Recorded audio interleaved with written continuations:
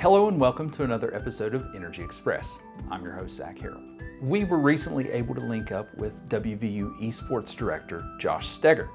He talked to us about what esports are and maybe has some tips for you gamers out there.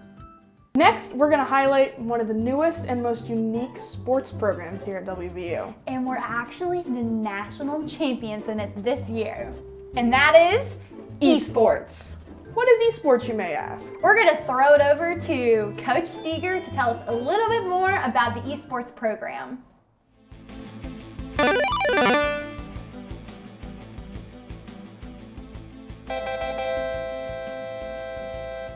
So esports is basically competitive video games. Players playing at the highest level, just like, your college traditional sports and your professional. So we play a football simulator game. We have a couple of first-person shooter games, and then we also have a game that's kind of like soccer, but you play it with cars instead. So each game is going to be different, just like your traditional sports. But mainly our students are going through like kind of the same training regimens where we have about 2 to 3 hours in a day to get something done.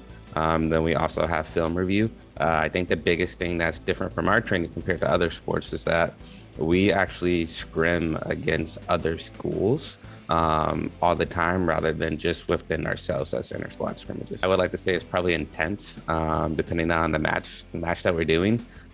So depending on a game, like one match could take about an hour. And that doesn't also include if we have to do a best of 3 that night. So it could be a 3-hour day long event. Sometimes we had double headers during our matches. So we play one at 7 o'clock and then we had to play another at 9:30. So we wouldn't finish until about midnight.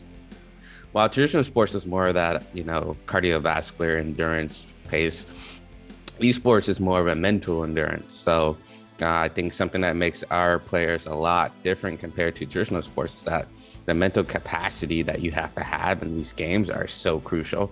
And traditional sport, a coach is there with you, talking to you through the entire time. They can call a timeout, get the players back going. But also just on the court, like they're able to say and do whatever needs to be done to get people back in the game. In esports, that's completely different. Once the game starts, coaches are actually hands off until that timeout or until that next series. So the players have to be able to navigate through situations, be able to communicate with one another, and really just keep themselves in the game. And that really gets difficult when we're doing best of 7 series.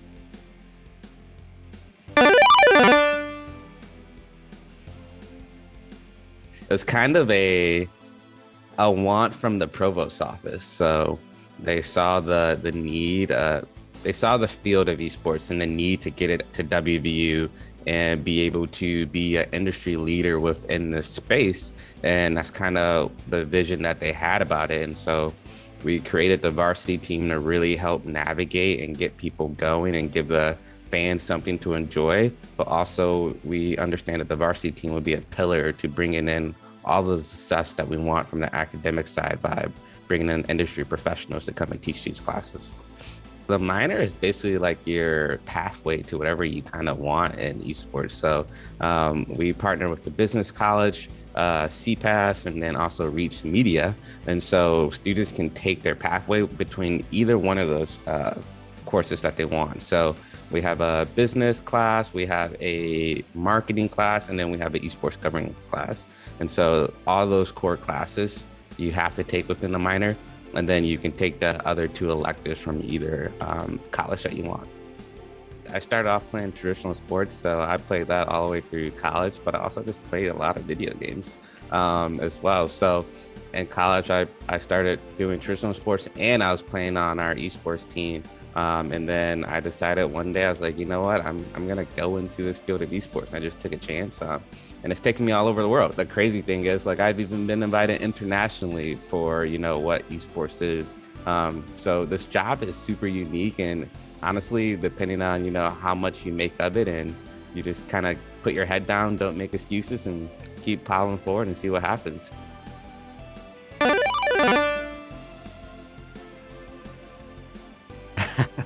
I would say, like, have fun first, like if you don't really love what you're doing, then there's no point in really doing it until you start making like a bunch of money. Don't get stressed out about this. Like, it's just a hobby that you want to do for now. Two, find a group of people that you enjoy playing with. The game is so much better when you have friends that, you can go and get better with. And as you start to progress, you might get better than some of your friends, or some of your friends might get better quicker than you. Don't get discouraged if this is something that you want to do. Sometimes people are like, man, this is a crazy dream. Well, sometimes the craziest things happen just from that dream. So just keep pushing forward with it. And then, tell your mom and dad, like, hey, like, I'm going to play for like 4 hours, but I got all my homework done. And so just be able to communicate with them on that piece, and tell them how you're making friends and how you're working on communication skills. All those things can be incorporated within video games. I think the biggest thing is that community in esports is kind of what you're looking for and what you make it. It's a wide, vast world that you're going to find people from all over the world. So it's one of those experiences where you can be friends with someone from California and you can never have met them before, but like you guys just vibe on a level that is like completely unreal. And so I think that's one of the cool parts about esports. What's even better is that if you have friends that are somewhere near close to you, you now get to connect with them, and maybe you can't go meet up because there's COVID, but guess what? You had video games and you're able to talk. Or maybe, you didn't even know they existed, but now you do because you found them on the game, and you guys can finally meet up, and maybe they even go to your same school. So as esports starts to reach into the masses, you're going to start to see a couple high schools, middle schools start to pick up on this. And because of that, you're going to see a lot more people who used to feel isolated find newfound friendships in esports. Follow us on social media. Join in our team Discord, which you can get from our social media page. You can ask our athletes whatever you like. And then at the same time, we're going to be putting on some events for the kids of West Virginia within the next couple of years. So just be on the lookout. We're going to bring a lot of new esports to you guys and try to help the entire state get on the bandwagon of what esports is. Thank you guys. You guys have a good one.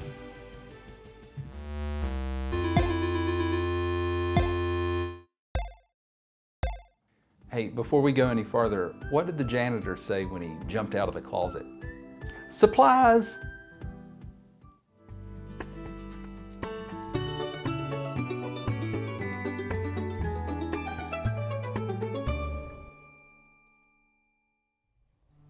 Hello everyone, my name is Joe Obidzinski, and I'm the historian here at WVU Jackson's Mill.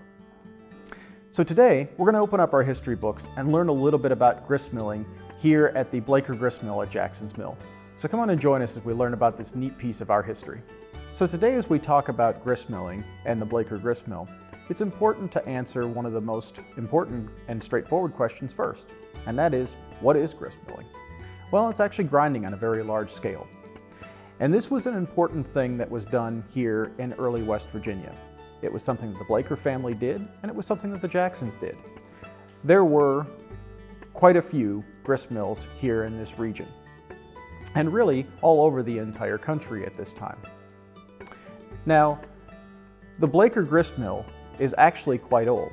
In fact, it was originally constructed between 1794 and 1796. And if that seems like a long time ago, it was. A man named George Washington was president of the country when they built the grist mill. Now, over the years, we've always wanted to demonstrate grist milling here to everyone at Jackson's Mill.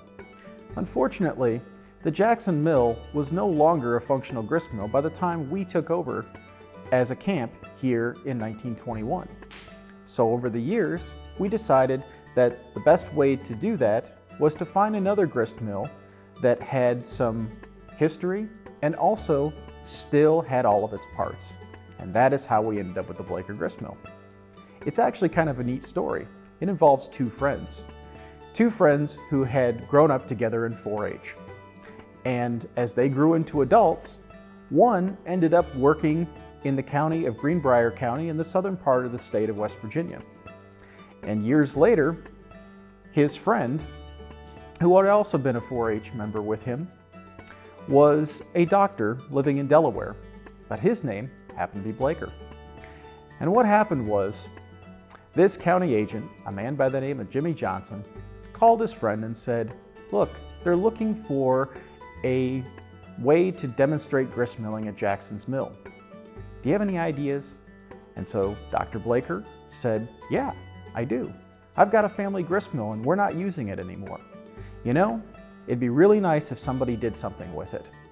And so he said, I'll tell you what, you can have my entire family's mill. The only thing about that was we had to figure out how we were actually going to get it up here. And so if we head down and take a look at it, I'll show you kind of how the grist mill was able to be moved up here. And then we'll also take a closer look at how the grist milling process actually works. And then we'll actually get to see it in action, which is really neat. So let's go take a walk down to our historic area. So here we are down in the Blaker grist mill.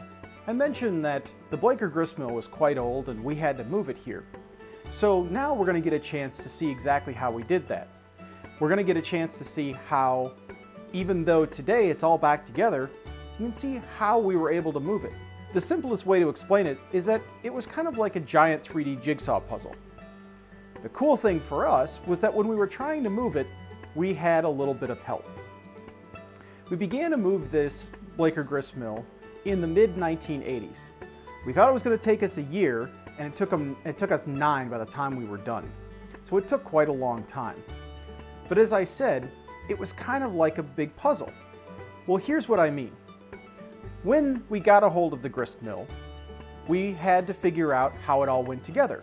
So we brought a bunch of volunteers down to Greenbrier County, where it originally was, took a look at how all the building went together, how all of the boards and beams and stonework and bricks and everything that went into this mill went together. Then, once we did that, we drew a bunch of really detailed drawings, and these helped us to know how everything went together. Then, using those drawings, we took and we put numbers on different tags and on little pieces of the mill all throughout the building. Then we took it all apart and shipped all of those pieces up here with those tags and numbers. And then once we did that, we used those drawings that we had originally done to start figuring out how to put the building back together. As I said, it took us a long time, longer than we thought it would be at the beginning. But ultimately, we were able to put this mill back together, and it still works today. And that's what we're going to take a look at now. So I mentioned earlier that grist milling is just grinding on a large scale. But there's a little more to it than that, so let's figure out exactly how all of that goes together. Right next to me are 2 very large stones.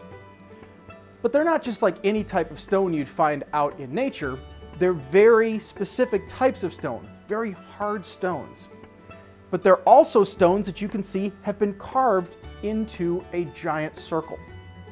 You can see that these stones are very, very large. Each of them weighs about 1,500 pounds or 3/4 of a ton. Now I keep saying stones and I'm pointing at this one here, but there's actually one below it too. The one on the bottom is called the bed stone or the base stone. It stays right where it is, it never moves. But the top stone is called the runner stone. Now that's what's going to actually turn and provide motion that's going to get us our grind. So you might also be able to tell that on these stones, they're not smooth. There's actually a pattern that's been carved into them. This is called the cut or dress of the stone.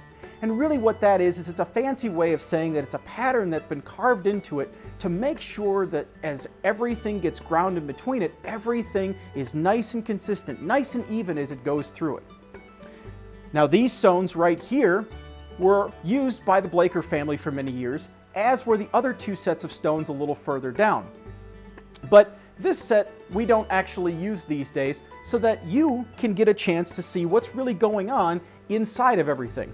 Because looking at these stones here, if we were going to use them, it obviously would make a big mess, because all that's going to happen with all of this stuff being exposed is things are going to get ground up and I'm going to have a huge mess all over my mill. Well, that is the reason why the stones that we're going to use today is actually in the middle, and they're covered by a wooden frame called the housing. That makes sure that everything that's ground up only has one place to go, and that's down the chute where I'm going to catch it. But for what we're talking about here, it's important that we can see them, because the stones themselves right now are on display so that you can see them. But if I was going to use these stones, I'd have to flip this top stone over so that the pattern on the bottom would rub up against the one on the top. And they'd have to be very, very close together. I'm talking closer than the space between my fingers, and if you can see, that is not much room there. And that's because the stones have to have less space than the size of a kernel of corn if you're going to grind. And that's what we're going to grind today, is some corn. Now, once I were to put those stones into position, I would then have both the patterns, as I mentioned, that would be opposite to one another. And as the top stone turned, it would sort of make this sort of pattern, as you might be able to see here on this little display. The top stone turns against the one on the bottom, and everything in between it, everything gets ground up. And as the stones turn more and more and more, and as more stuff falls through the center of the stone, that is how things are going to make their way outside, and they fill up around the edges of that housing there, and the only place all of that stuff has to go is down the chute, like I said, where I catch it. Now, what were the Blakers and the Jacksons grinding in this area? Well, the two most common things that people were growing and grinding in these regions was corn and, to a much larger extent, wheat. Those are the two primary things. People grew other things, but corn and wheat are the two primary things that people were growing. So today, it's very easy for us to grind corn, so that's usually what we use for our displays and for our demonstrations, and that's what we're going to do today. So today, we're just going to be using a little bit of yellow corn.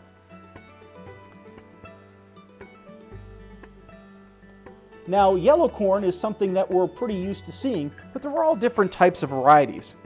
This right here is an example of a type of corn that looks a little different than what most of us are used to seeing. It's called thumbnail corn. And it's kind of because it looks kind of like one of your thumbnails because it's rather large and they're much bigger than a kernel of corn and kind of flatter than what we would normally see in yellow corn.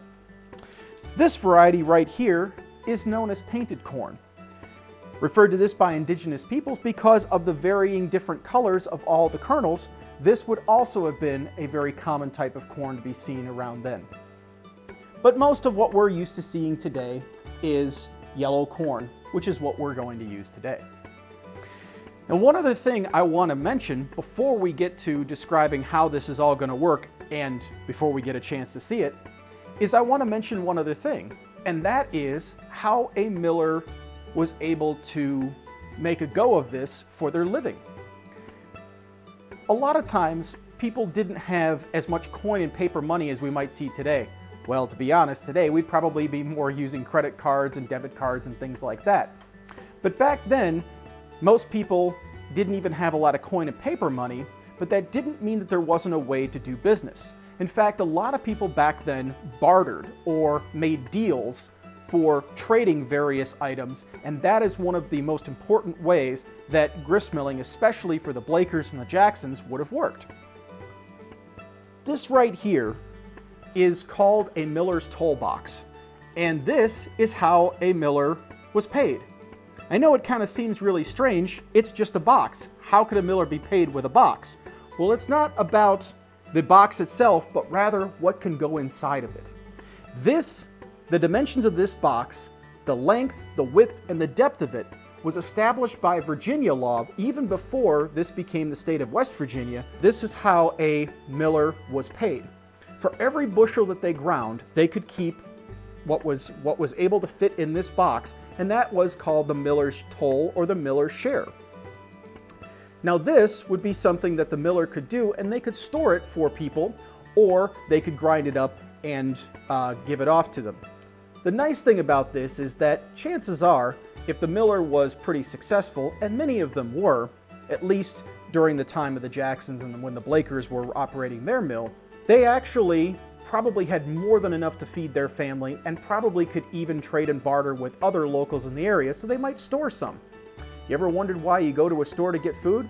Well, there is a little bit of a connection as far as that goes. And that's one of the things that, that sort of kind of carries over a little bit. So the millers would take their cut of whatever it was that they were grinding. So for every bushel, they'd keep this, and that is how they were able to be paid or bartered with doing the work for the farmers that would grow this stuff. So now, let's talk a little bit about how our grist mill works. Now, the Blaker grist mill operated from the time of George Washington in the 1790s all the way until almost 1960. Somewhere around that, a couple of years before, a couple of years after, is about the time the Blakers stopped running their mill. It was a family-run operation, and eventually there just wasn't as much need for it. And so we know the story, as we talked about before, about how we ended up with it here at Jackson's Mill. But it's important to note that the Blakers themselves over the years changed their mill a little bit. One of the most important changes that they made was they swapped their traditional type of water wheel, the ones that you might see in movies and TV shows, those big water wheels that are big and vertical, and you see the water kind of coming above it or going underneath it. And that is the type of water wheel that the Blakers had originally, but eventually they changed. This was because it was more efficient and required less water for them to install what they called a turbine. The simplest way to explain it is that, think about it kind of like a fan that is actually horizontal and spins like this. Ours is actually not even visible because it's actually located underground. And what we do is we actually use water from our mill pond that's outside, which, by the way, we pump up from the West Fork River. The same river that Jackson's used, we're still using it. We just put it in a mill pond to hold the water until we're ready to use it. Once we do, we're going to bring the water in along a trough outside known as the sluice. The water is going to flow down that trough, and when it gets to the building, there's a pipe that leads it down to beneath our basement. And underneath there is where the water wheel or the turbine is located. It's underneath the ground in a case. And what happens is we fill that entirely with water, and this is going to build pressure. Why? Because remember, these stones weigh 3/4 of a ton. It takes a lot of energy to get them going. So we need a lot of pressure built up to get everything going. Now, once we do, I'm going to then turn a wheel over there, and we'll get a chance to see that as I get everything started. And what that's going to do is it's going to allow water to start going out the backside of the turbine as well. What this is going to create is flow. Once the water comes down that pipe, it's going to go past the turbine, spinning it like this, and it's going to start flowing out the backside. The more water comes in, it goes past the turbine fins, and it's kind of like a horizontal fan, as I said, and it's going to turn those big fan fins, those big fan blades as it goes by. And what that's going to do is it's going to start these big gears that are right underneath my feet. And once that happens, we're going to be able to take that stone right there in the middle, and we're going to be able to turn it. We're going to grind some corn into some cornmeal. So now what we're going to do is we're going to allow the water to come down this sluice. That's what I was talking about, that trough of water. So I have a handle right over here, and I'm going to pull this down. What that's going to do is it's going to raise a gate right there up, and that's going to allow water to start flowing down this trough, and that's going to allow it to come inside of the mill here. All that water is coming from the mill pond, and once that does, we're going to be able to get everything started.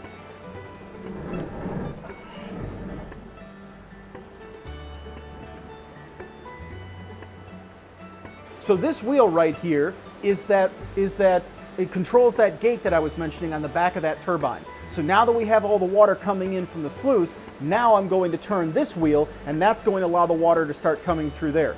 Once that does, pretty quickly, that stone right there is going to start turning and start making some noise, and we should start seeing in a few seconds some cornmeal coming down out of this chute here. So let's see it get started.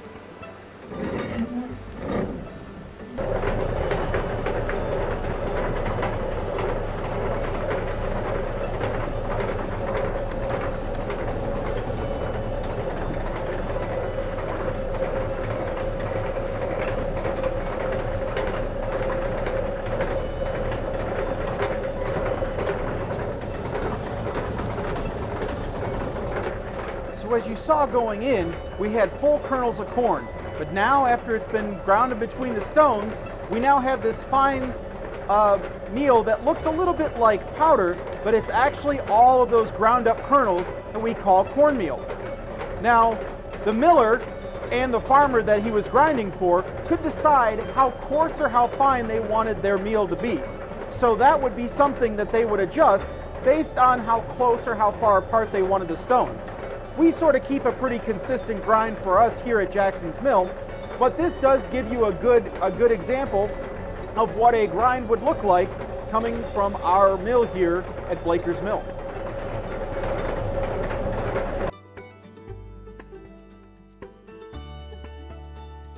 So here we are in the basement of Blaker's. This is really the heart of where everything works. You can hear the water in the other room, and behind me are these giant gears. Why are our gears so big? Well, remember, those stones are really big and really heavy, so we need big, heavy gears in order to turn those giant stones. With everything turning right now, this is what makes everything go here at Blaker's.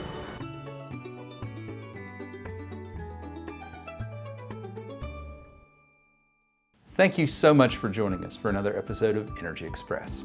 We'll be right back here tomorrow, and we hope you will too. See you then.